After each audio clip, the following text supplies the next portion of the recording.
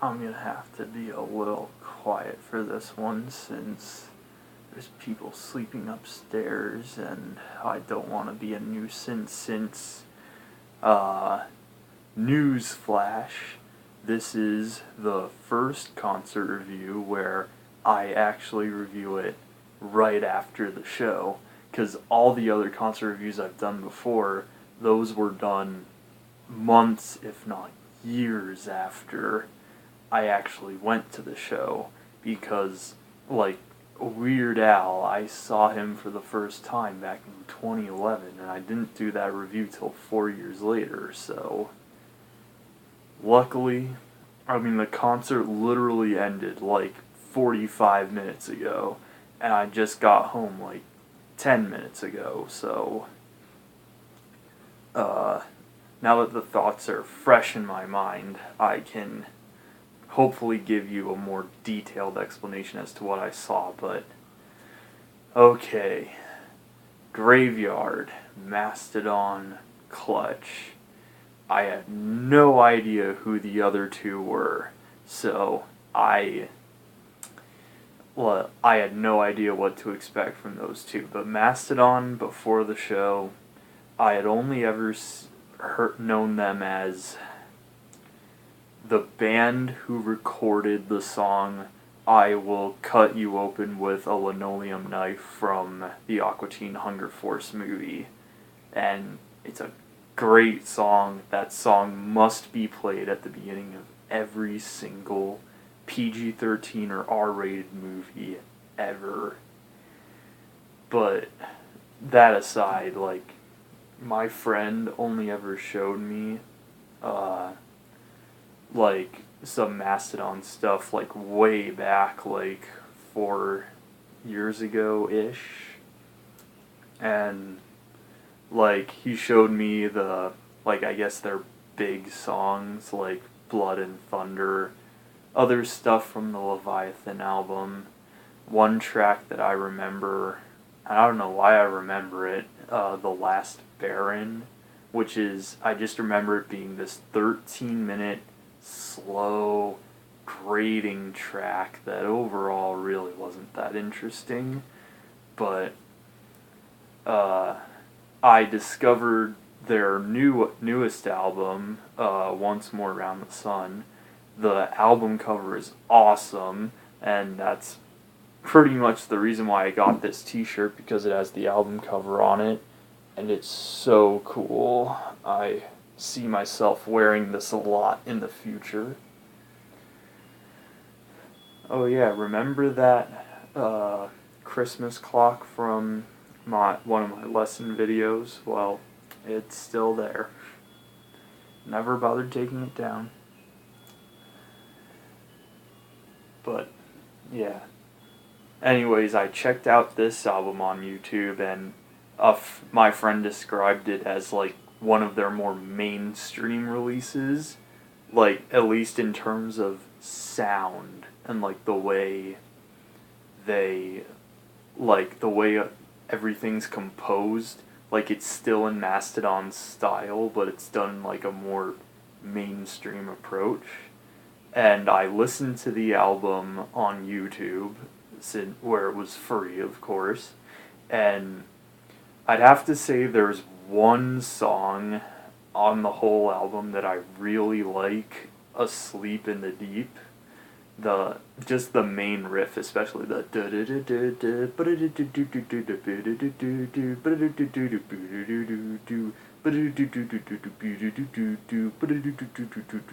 and just in general, the whole album is really progressive. It's probably their most technical album. It's fairly diverse, very listenable too. Just based on all the Mastodon stuff I've checked out, it's probably my favorite of their albums.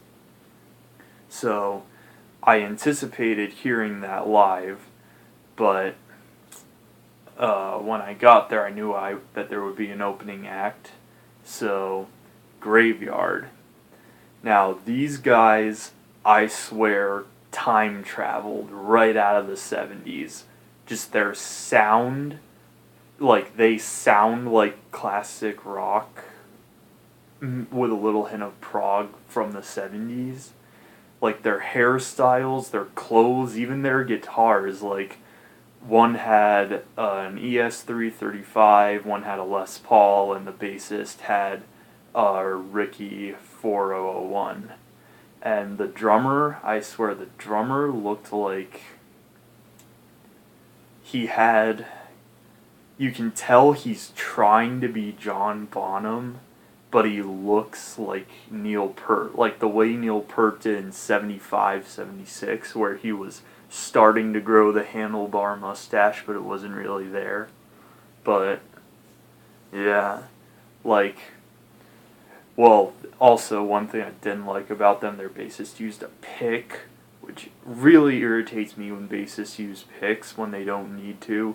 Like, if you're doing, I don't know, deathcore or super fast punk, like, yeah, like, it would make sense to have a pick. But if you're just playing, like, moderate to slow tempos, like, rock stuff, you don't need a pick. Just use your fingers. And even if you have to get fast once in a while, it's easy to just go fast. Well, at least for me it is. But yeah, like, the music was pretty good, albeit a bit boring. I found myself yawning. But, I don't know, these guys, I don't know. Well... I most certainly didn't hate them. I didn't regret going. There's no concert I ever really regret going to.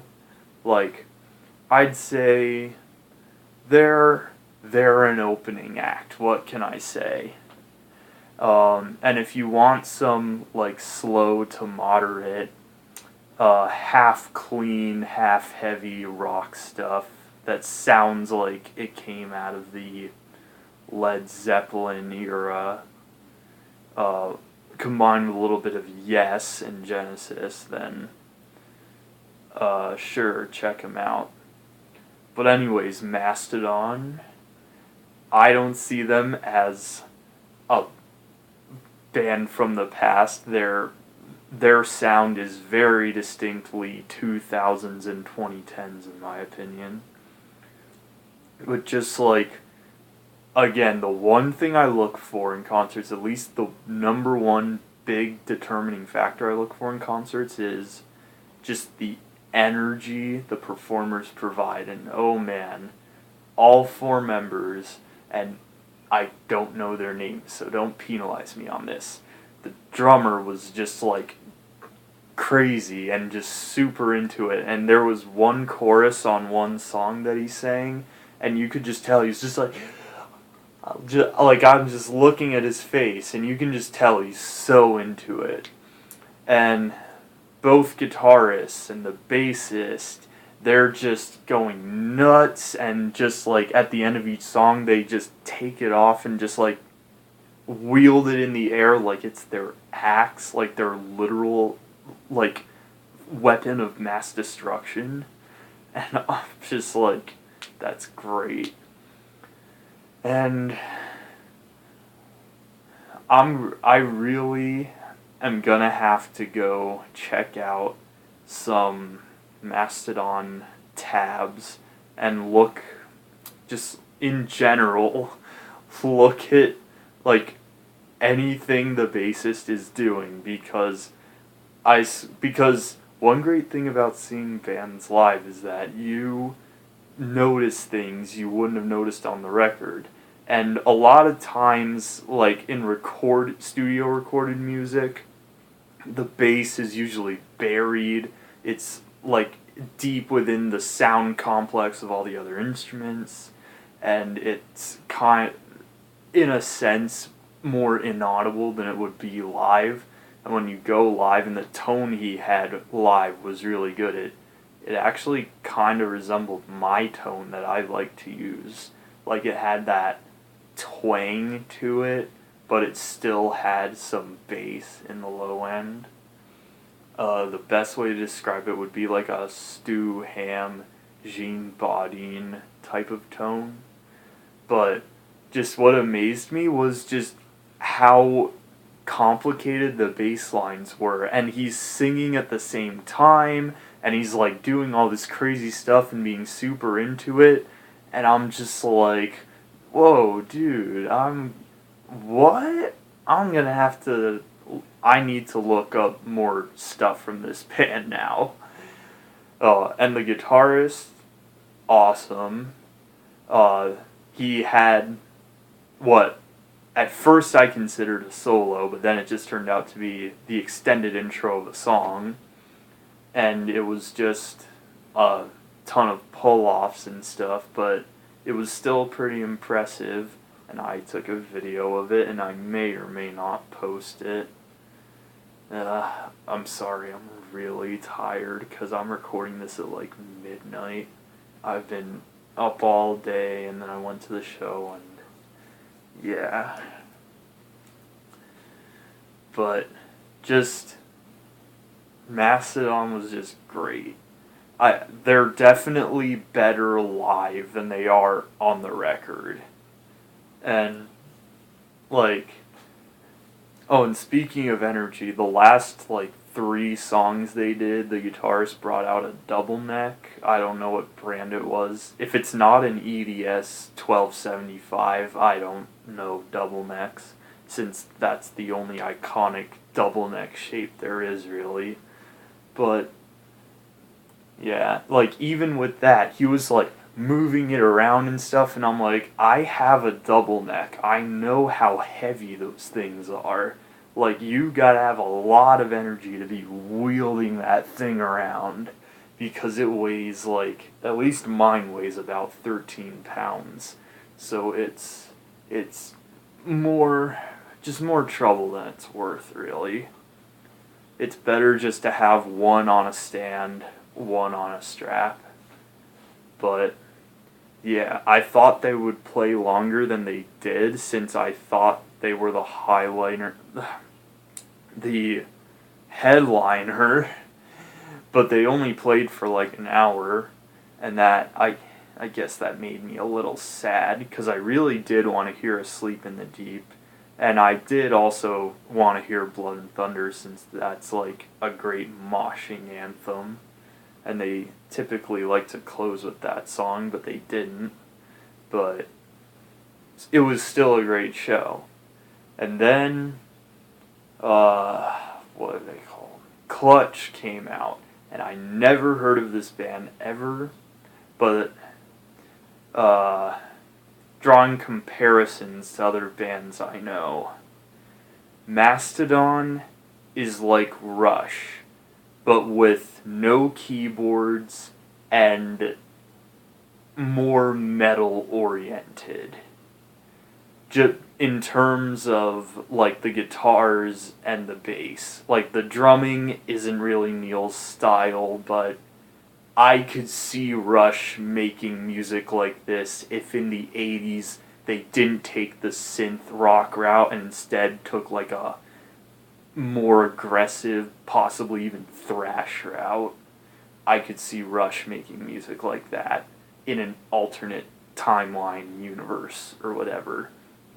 But Clutch, one thing I immediately noticed is that they have such a great sense of humor, or at least the lyricist does, or the vocalist, whoever writes the lyrics in this band, because just all the little, just like, lines and analogies he made, like, he's trying to say something serious, but at the same time, he wants to have a sense of humor about it. It's like, imagine a slightly more serious version of Tenacious D mashed with the musical style of Motorhead. And that reminds me, period music, these guys, I could believe it if they went through a time machine from the 1970s and emerged now, because like they're some of their songs are definitely rock, and they do have a metal side to them, but their metal side is more like classic metal, I guess, like the 70s Black Sabbath and Motorhead Deep Purple oriented metal. And I really like that music. I used to listen to it a lot when I was younger. So like, and again with all the fun lyrics, I was just like, I can't stop smiling. This guy's funny, and like I can get into the music, and like also the bassist had a Rickenbacker, which was awesome because the Rickenbacker 4001 and 4003 are like the coolest basses in the world to me. Oh, and that reminds me, Graveyard's bassist had a Rickenbacker too. That one was black, and then Clutch's bassist had a Fireglow one. That Fireglow is like the most beautiful color a 4003 can come in. But yeah, the vocalist had so much energy. Oh, the drummer. I can't believe I haven't mentioned the drummer yet. He had his eyes closed the whole set. I swear, just his eyes were closed the whole time, and he was just drumming, and he was just like, and it was so crazy. Just, wow. And he had a drum solo, too. It was only, like, less than 2 minutes, but it was, like, in between songs, and the bassist and guitarist were changing tunings, and so the drummer was just, like, drumming away, doing his thing. And that was cool. I like when the individual musicians get their time in the spotlight, because, like, the bassist hardly ever gets enough attention. The guitarist deserves at least one little solo by themselves. The drummer, the drum solo has to be like a staple of rock concerts. Like, every rock concert needs a drum solo. Oh, and Mastadon's rhythm guitarist came out for one song. I don't really know why they needed him to come out. He just sort of came out, and he's just like, yeah, I'm basically playing the same part as the other guy. No lead stuff was played, just the double effect. And I'm just like, okay, I'll just roll with this.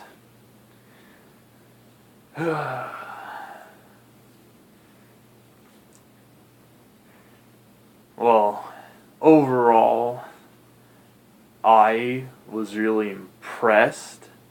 I did not think I would be as amazed as I thought I was.